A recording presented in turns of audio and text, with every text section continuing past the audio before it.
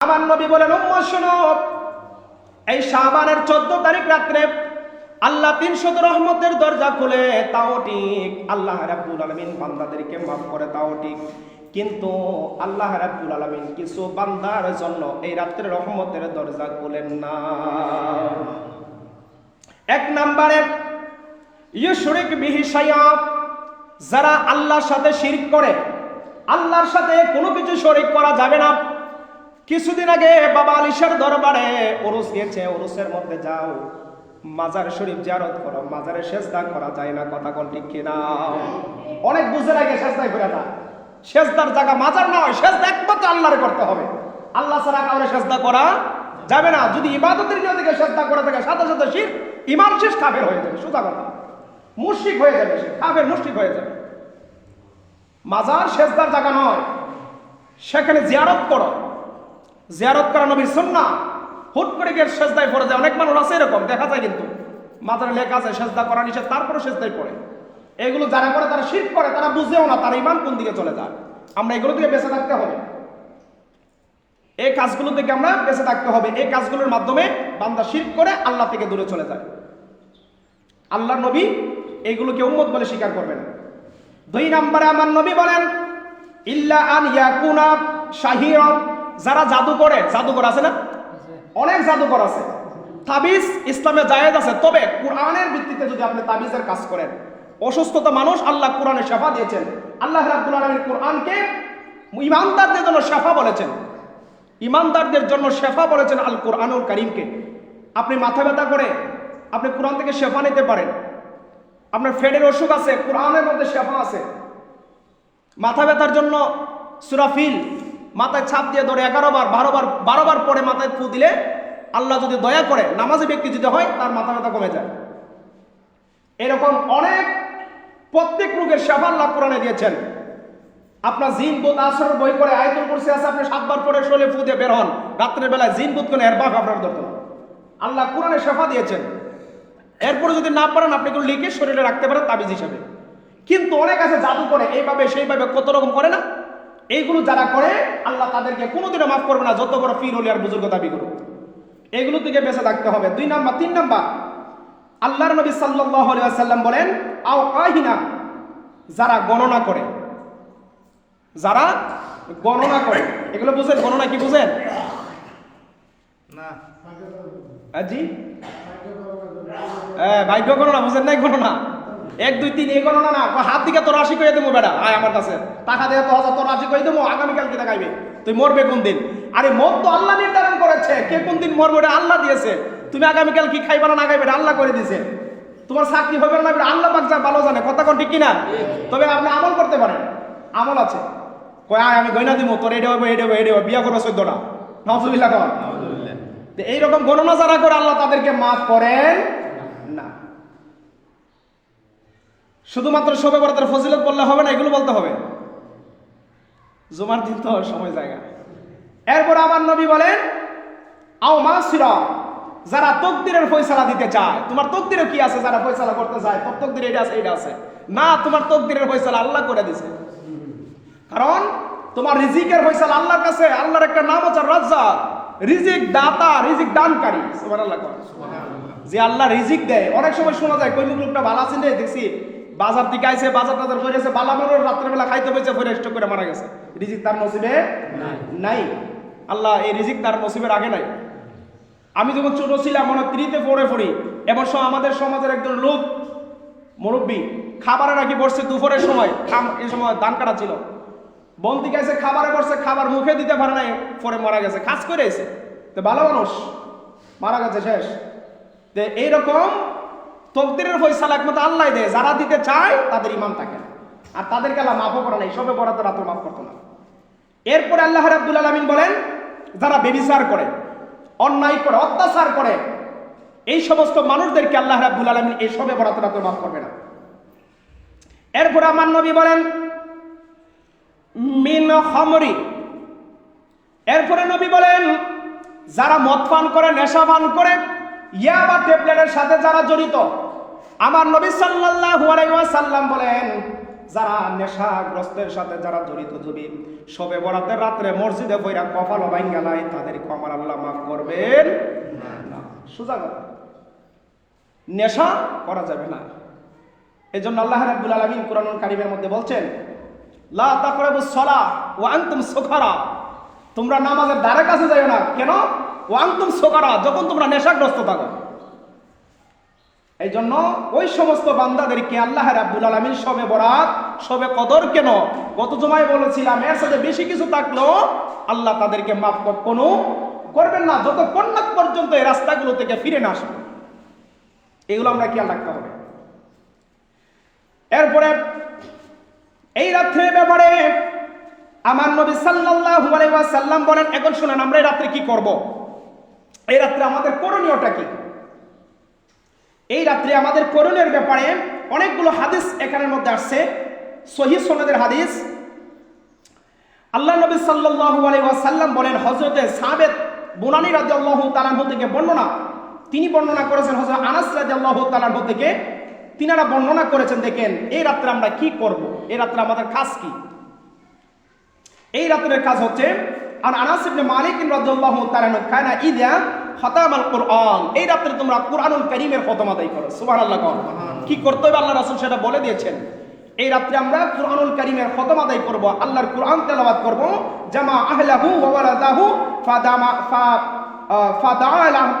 ফাদাআলামাহু, আল্লাহ নবী সাল্লাল্লাহু আলাইহি ওয়াসাল্লাম বলেন, এরপরে তোমার সন্তান সন্ততি পরিবারবর্গ যারা আছে তাদেরকে সময় দাও, তাদের সাথে তোমরা খানা পিনা করো, একত্রিত থাকো, তাদেরকে নিয়ে আল্লাহর কাছে দোয়া করো। সুবহানাল্লাহ।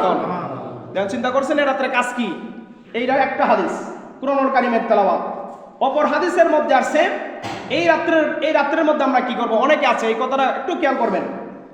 এই হাদিসটা আস-সুনান গ্রন্থের মধ্যে বর্ণনা করা হয়েছে, সুনান দারিমি শরীফের মধ্যে দুররে মুখতারের মধ্যে আল্লামা জালালউদ্দিন সুয়ুতী রাহমাতুল্লাহি আলাইহি হাদিস বর্ণনা করেছেন। হাদাসানা সাইয়্যিদুন ক্বালা জাফর ইবনে সুলাইমান রাদিয়াল্লাহু তাআলা আনহু হাদাসানা সাবিত আন আনাস রাদিয়াল্লাহু তাআলা আনহু কানা ইদা খাতামাল কুরআন, এই রাত্রে আমরা কুরআনুল কারীমের খতম করব। কাদের জন্য?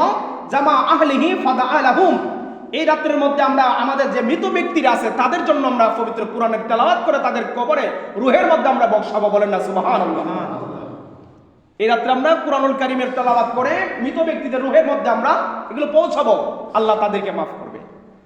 তো এই রাতের ইবাদতগুলো কি, এই ব্যাপারে আরো অনেক হাদিস রয়েছে। এরপর আল্লাহ রাসূল সাল্লাল্লাহু আলাইহি ওয়াসাল্লাম বলেন, এই রাতের মধ্যে সবচেয়ে বড় ইবাদত হচ্ছে আমরা প্রথমত নামাজ আদায় করব। কি আদায় করব? নামাজ। যে ইবাদতকে আল্লাহ রাসূল সবচেয়ে সর্বশ্রেষ্ঠ ইবাদত বলেছেন। as-salatu afdalul ইবাদাত, ইবাদতের মধ্যে সর্বশ্রেষ্ঠ ইবাদতের নাম হচ্ছে নামাজ। আমরা নামাজ থেকে দূরে আছি, কথা কোন ঠিক কিনা?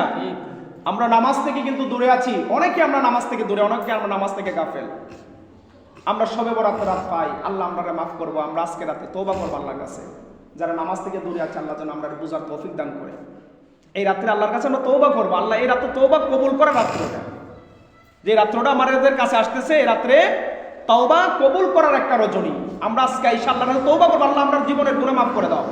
আমরা তওবা করতেছি, নামাজ পড়ি নাই জীবনে, আজকে থেকে নামাজ ছাড়বো না।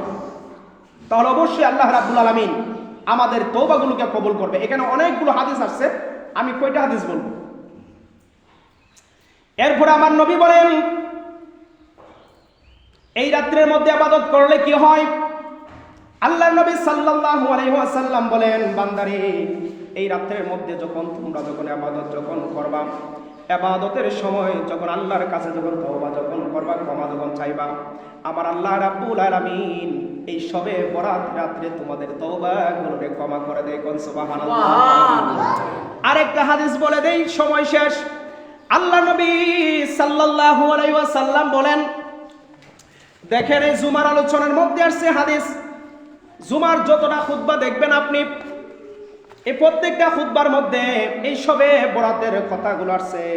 আমার নবী সাল্লাল্লাহু আলাইহি ওয়াসাল্লাম বলেন, লাইলাতুন নিসফি মিন শাবান, এই শাবানের রাত্র যখন আগমন করে, অবতীর্ণ যখন করে, আল্লাহ রাব্বুল আলামিন ইলা সামাই ওয়াদ দুনিয়া, আসমানের প্রথম আসমানের মধ্যে আসে। এটা অন্য একটা হাদিস।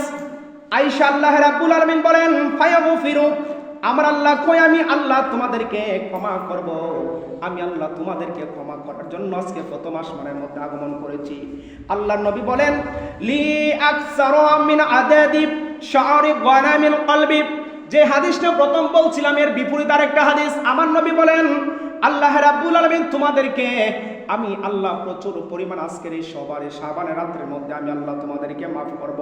শুধুমাত্র মাফ করব না, আমার আল্লাহ রাসূল সাল্লাল্লাহু আলাইহি ওয়াসাল্লাম বলেন আদাদি শাআরি গানামিল কলবি, বনু কালবের মধ্যে যতগুলো বকরি আছে, বনু কালবের মধ্যে যতগুলো বকরির পাল আছে, আমার নবী সাল্লাল্লাহু আলাইহি ওয়াসাল্লাম বলেন বনু সাদ এবং বনু কালবের বকরি পরিমাণ আমার বান্দারে আজকে রাতে মাফ করব।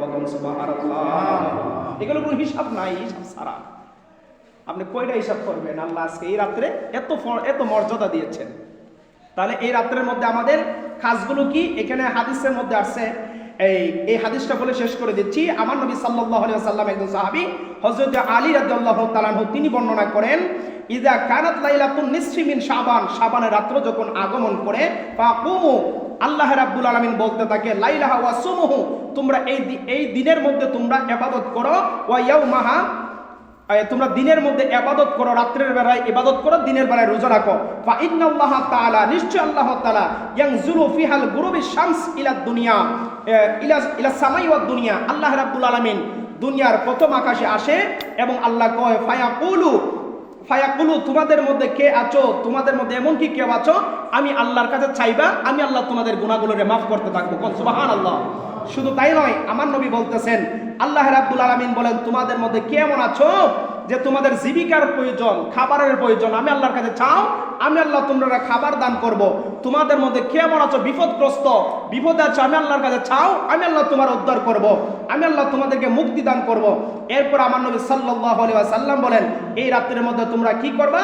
বেশি বেশি করে নামাজ আদায় করবা, তোমরা খতম আদায় করবা পবিত্র কালামের, এবং এই রাত্রের বেলা জেগে থেকে আল্লাহর তাসবিহ আদায় করবা, আল্লাহর জিকির আদায় করবা। কোন সুবহানাল্লাহ।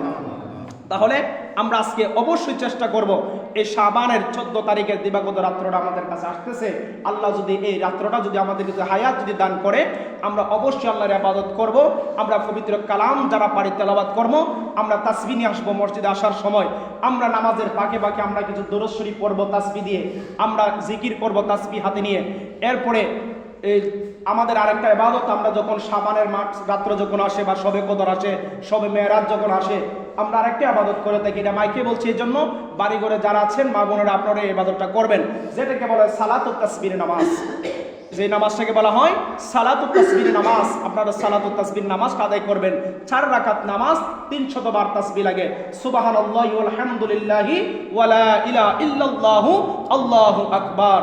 4 রাকাত নামাজে 300 বারে তাসবিহটা পড়তে হয়, এই তাসবিহটা পড়বেন। আমি মাগরিবের আগে কিংবা পরে তাসবিহ পড়ার নিয়মটা আমি মাইকে জানাই দেব, আপনারা যারা পড়েন আপনারা এটা পড়বেন। আর আমরা যারা আছি আমরা তো মসজিদে আসবো, যদি চান আমরা ইনশাআল্লাহ মসজিদে জামাতের সাথে আপনাদেরকে শেখানোর উদ্দেশ্যে এটা আমি পড়াই দেব, এরপরে নিজে নিজে আদায় করবেন। আচ্ছা জি, এরপরে আমরা এইভাবে আমরা পড়ার চেষ্টা করব। আরেকটা ইবাদতের কথা বলি, এই রাত্রে আল্লাহর নবী আরেকটা ইবাদতের কথা বলেছেন, এই রাত্রের মধ্যে কবর জিয়ারত করা, এটা আল্লাহর নবীর সুন্নাত। আমরা কিন্তু গত রমজান মাসে কিন্তু করেছিলাম, গত শাবানেও করেছিলাম, আমরা আজকেও ইনশাআল্লাহ যদি আল্লাহ আমাদেরকে হায়াত দান করে এশার নামাজ প্রথম আমরা আদায় করব, এশার নামাজের পরে কিছু শবে বরাতের নামাজ নফল নামাজ আদায় করব, মিলাদ কিয়াম করব, দোয়া করব, তারপর আমরা কবর জিয়ারতে যাব। এরপর ইনশাআল্লাহ আমরা যারা যতটুকু সম্ভব তাসবিহ, কুরআনুল কারীমের তেলাওয়াত, নফল নামাজ এগুলো আদায় করার চেষ্টা করব।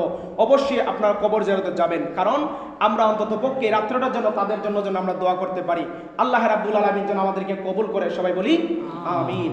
আরেকটা কথাটা ম্যাক্সারা বলি, বিষয়টা হচ্ছে আমরা ওই নামাজের কথা, যে